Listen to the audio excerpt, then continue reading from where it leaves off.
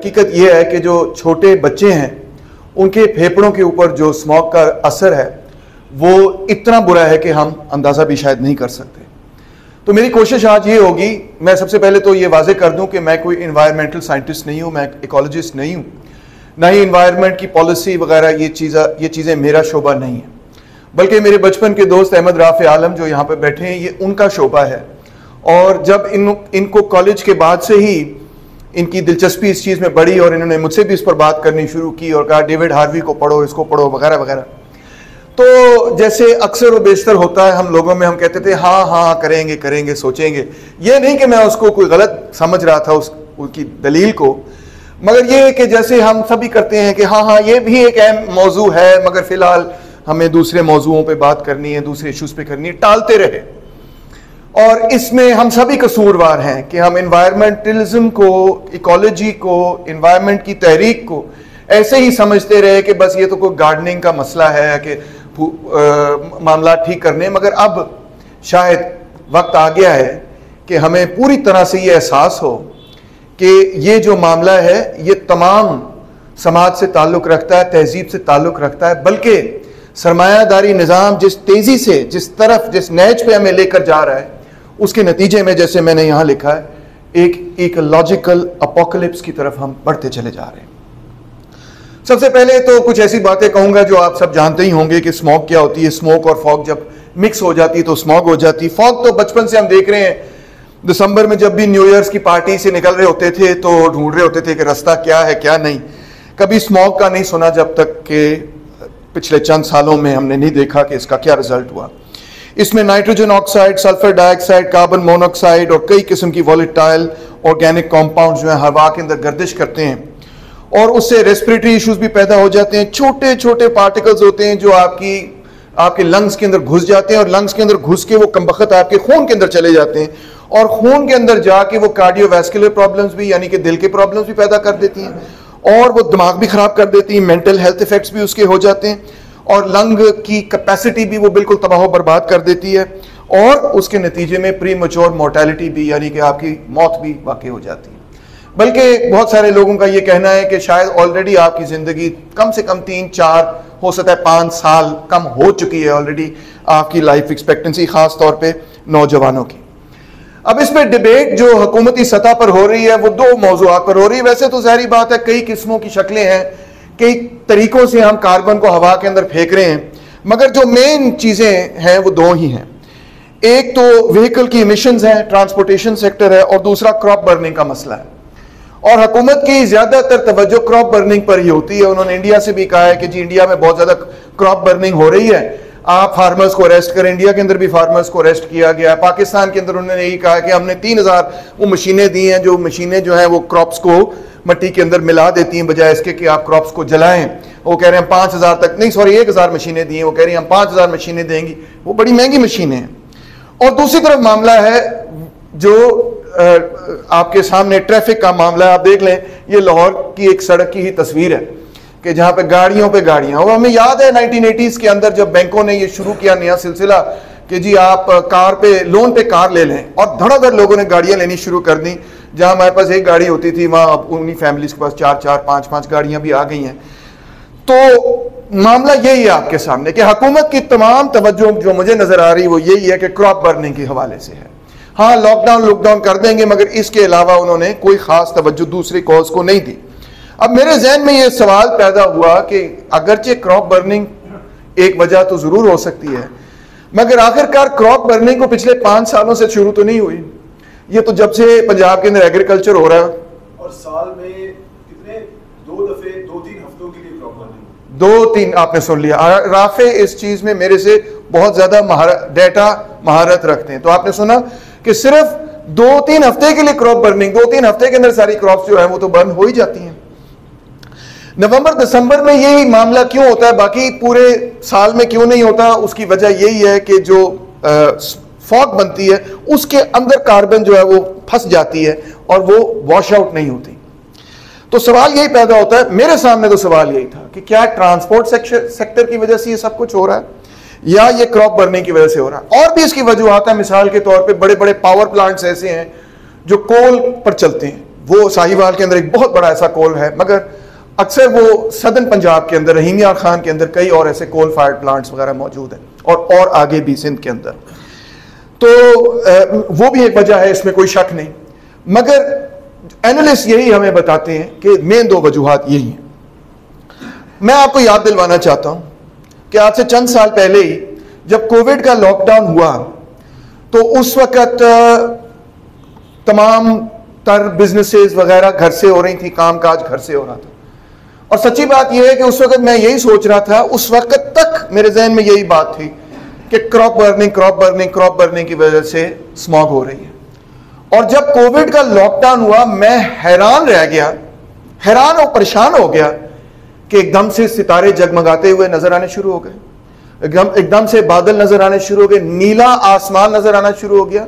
नवंबर दिसंबर के अंदर ऐसा माहौल नजर आया, पूरा मिल्की वे एकदम से दोबारा से खुल गया। हम बाहर सितारों के नीचे बैठे हुए थे, अपनी बेटियों के साथ उनको बता रहे थे कि ये ग्रेट डिपर है, ये जेमिनाई है, ये फलाना है, ये ढमकाना है।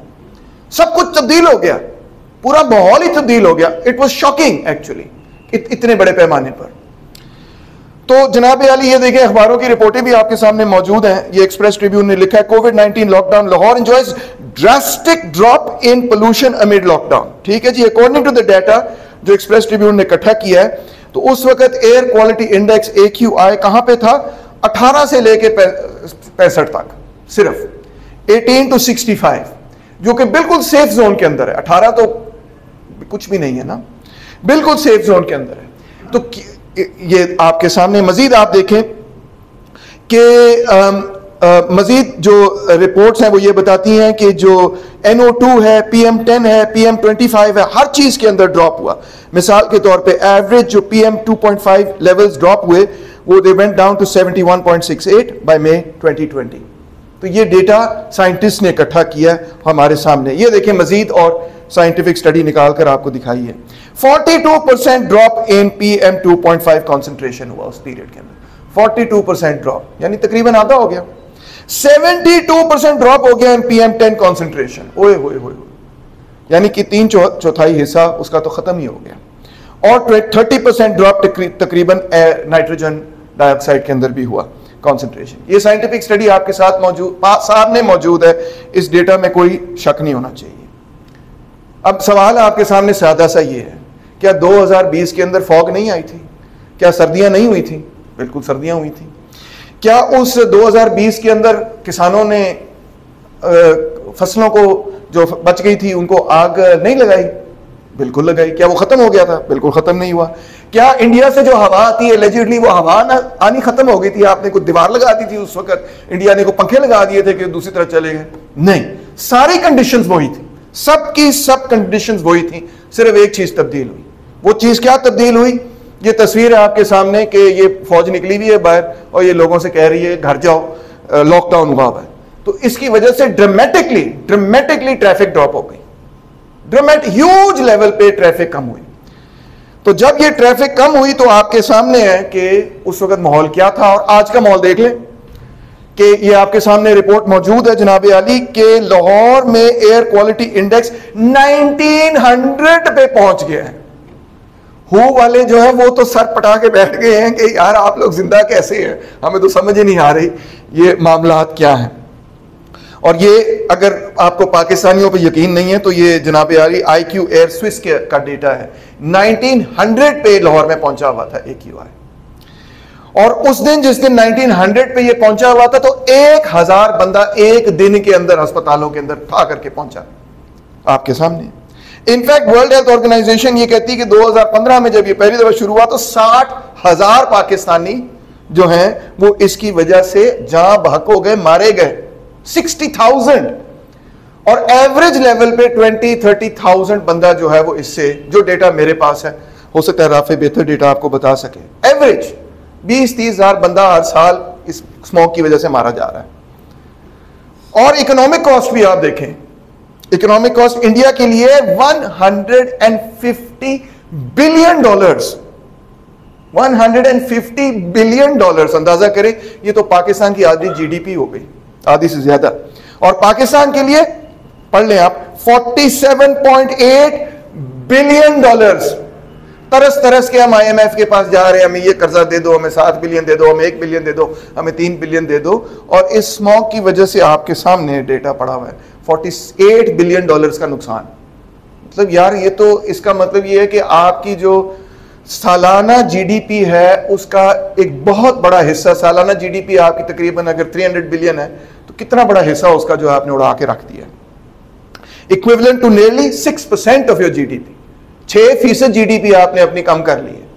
कि ये पता नहीं चलता, इस वजह से पता नहीं चलता है क्योंकि इकोनॉमिक डेटा को इकट्ठा करने का जो तरीका है वो सिर्फ ये है कि मंडी के अंदर गुड्स एंड सर्विसेज कौन से आए, तो उसमें जो एनवायरमेंटल कैटेस्ट्रॉफी है वो काउंट ही नहीं होती। तो असल में हमारी जो रियल GDP है, जो हुकूमत कह रही है 2-3% से हमने ग्रो किया है, अगर वो कहेगी ये, तो रियलिटी ये नहीं है। रियलिटी ये है कि हम 4-5% से पीछे गए हैं। ये असल हकीकत है और ये सोर्स आपके सामने मौजूद है। तो दोस्तों, हम में से काफ़ी लेफ्ट के लोग हैं, मार्क्सिस्ट लोग हैं, तो हम अक्सर क्लास स्ट्रक्चर पे फोकस करते हैं, तबकाती निज़ाम पे फोकस करते हैं। मगर कार्ल मार्क्स ने हमें बड़ी वाज़े अंदाज में ये बताया था, मैन लिव्स फ्रॉम नेचर, इंसान कुदरत के जरिए और कुदरत के अंदर और कुदरत से ही रहता है। नेचर इज हिज बॉडी, इंसानियत का जिस्म कुदरत है। And he must maintain a continuing dialogue with it if he is not to die. अगर इंसानियत ने मरना नहीं तो हमें कुदरत के साथ एक रिश्ता, एक नाता, ताल्लुक पैदा करना होगा। Man's physical and spiritual life is linked to nature. Physical जिंदगी भी आपकी जुड़ी हुई है, आपकी स्पिरिचुअल जिंदगी भी जुड़ी हुई है, आपकी सोच विचार भी जुड़ी हुई है, सब चीजें जुड़ी हुई हैं कुदरत के साथ। एंगल्स लिखते हैं, let us not however flatter ourselves over much on account of our human victories over nature. बहुत खुश ना हो आप कि हमने बड़ी इंडस्ट्रियलाइजेशन कर ली, हमने बड़ी तरक्की की, बड़ी डेवलपमेंट हुई है जी, 5% से GDP ग्रो कर रही। क्यों? For each such victory nature takes its revenge on us. आप सोचते हैं कि आपकी फतह हुई, दर हकीकत कुदरत जो है वो आपसे भी उसका बदला उतारती है। Each time we are reminded that we by no means rule over nature like a conqueror over a foreign people, but that we with flesh, blood and brain belong to nature and exist in its midst, and that all our mastery of it consists in the fact that we have the advantage over all other creatures of being able to learn its laws and apply them correctly. यानी कि हमारा खून, हमारा जिस्म, हमारी सोच, हमारा दिमाग, ये सब चीजें कुदरत के साथ जुड़ी हुई हैं। लिहाजा ये मत सोचें आप कि आप कुदरत के ऊपर हाकिम हैं। आप हाकिम नहीं है कुदरत के ऊपर, आप भी कुदरत का हिस्सा हैं। इस बात को समझने की जरूरत है, कुदरत के असूलों को हाँ समझें कि वो कैसे चलते हैं, ताकि आप अपने लिए और कुदरत के लिए भी जिंदगी बेहतर कर सकें। मार्क्स लिखते हैं मजीद एग्रीकल्चर के हवाले से कि किस तरह से सरमायादारी निजाम ने जो मेटाबॉलिज्म था इंसान के दरमियान और जमीन के दरमियान, उसको किस तरह से तबाह बर्बाद किया। क्यों? All progress in increasing the fertility of the soil for given time is a progress towards ruining the more long lasting sources of that fertility. आप समझ रहे हैं हम फर्टिलिटी बढ़ा रहे हैं जमीन की, दर हकीकत लॉन्ग टर्म में आप उस जमीन को तबाह बर्बाद कर रहे हैं। क्यों? क्योंकि capitalist production only develops the techniques and degree of combination of the social process of production by simultaneously undermining the original source of all wealth, the soil and the worker. सरमायादारी निजाम दौलत पैदा करता है, मगर असल जो आपका सरमाया और दौलत है उसको तबाह कर देता है, वो इंसान है और वो कुदरत है। इसी तरह मार्क्स लिखते हैं कि जो circulation of matter between man and soil है वो खराब हो जाती है। क्यों? Because it capitalism prevents the return to the soil of the elements consumed by man in the form of food and clothing. It therefore violates the conditions necessary to the lasting fertility of the soil. सरमायादारी निजाम जो है वो इस कुदरत को तबाह बर्बाद करता चला जा रहा है। तो दोस्तों पब्लिक, हाँ जी ऐसे ही है। तो दोस्तों मेरे नुक्ता नजर में तो आप देखें सरमायादारी निजाम ने जो मॉडल ऑफ डेवलपमेंट पैदा किया है वो क्या है। ऑटोमोबाइल बिजनेसेस जो है दुनिया के अंदर $3 ट्रिलियन की इकोनॉमी है, ठीक है। दुनिया के GDP का ये 3% हिस्सा है। इसमें टोयोटा है, इसमें वोक्सवैगन है, इसमें टेस्ला है, इसमें फोर्ड है, इसमें कई और बड़ी बड़ी कंपनियां शामिल हैं और वो खूब मुनाफा कमाती हैं। वो दुनिया की अमीर तरीन कंपनीज हैं और इनके साथ मुंसलिक बहुत बड़ी बड़ी ऑयल कंपनीज हैं। वो इन्हीं लोगों को, जाहिर बात है गाड़ी तो चलेगी जब उसके अंदर पेट्रोल जाएगा, तो वो जो पेट्रोल की अरामको और ये वो सब कुछ, आप ब्रिटिश पेट्रोलियम वगैरह तो खैर पुरानी हो गई, बर्मा शेल उससे भी पुरानी, वगैरह वगैरह जितनी भी सारी हैं, शेल वगैरह, ये सब वो कंपनीज हैं जो इस सेक्टर की वजह से मुनाफा कमाती हैं। पाकिस्तान के अंदर भी ऑटोमोटिव इंडस्ट्री को देख लें, it is approximately valued at 8.8 billion. बहुत बड़ी है ये पाकिस्तान के एतबार से, वैसे दुनिया के एतबार से कुछ भी नहीं है, मगर पाकिस्तान की अपनी इकोनॉमी के एतबार से बहुत बड़ी है।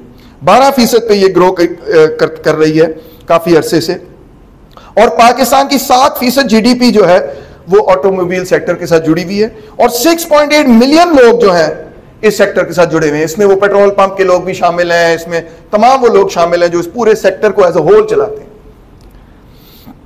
तो Pakistan is the 15th largest producer of automobiles. ये भी आप अंदाजा कर लें कि हम धड़ाधड़ गाड़ियां भी बना रहे हैं और लोगों को गाड़ियां दे देते हैं। कैसे देते हैं? बैंक से कर्जे लेके लोग धड़ाधड़ गाड़ियां ले रहे हैं, कोई परवाह नहीं। पाकिस्तान में 30 मिलियन रजिस्टर्ड गाड़ियां हैं और पता नहीं कितनी मिलियन मोटरसाइकिलें मजीद हैं।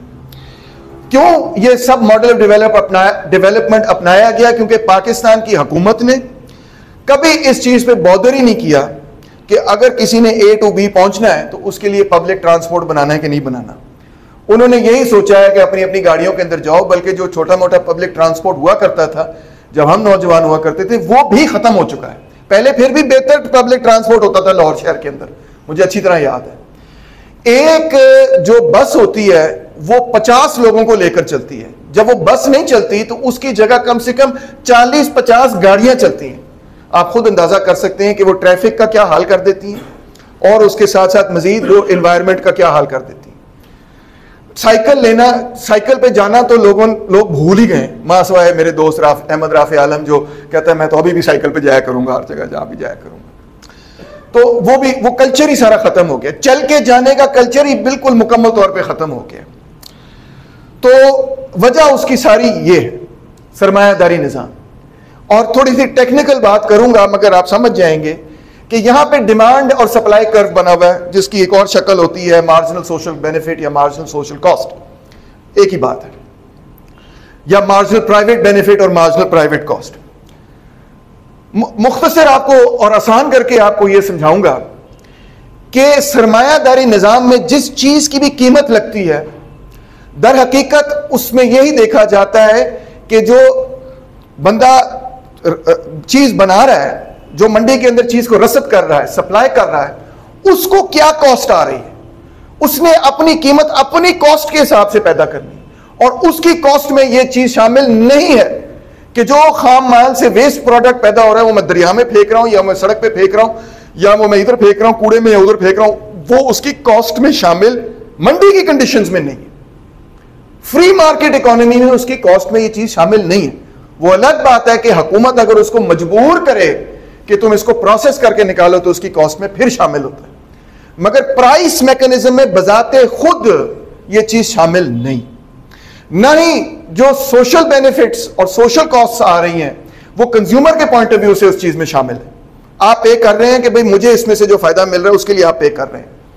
मिसाल के तौर पे स्ट्रीट लाइटिंग के लिए आप पे नहीं करते, टैक्सेस की शक्ल में पे करते हैं, मगर प्राइवेट शक्ल में पे नहीं करते, मगर सोसाइटी बेनिफिट करती है उससे।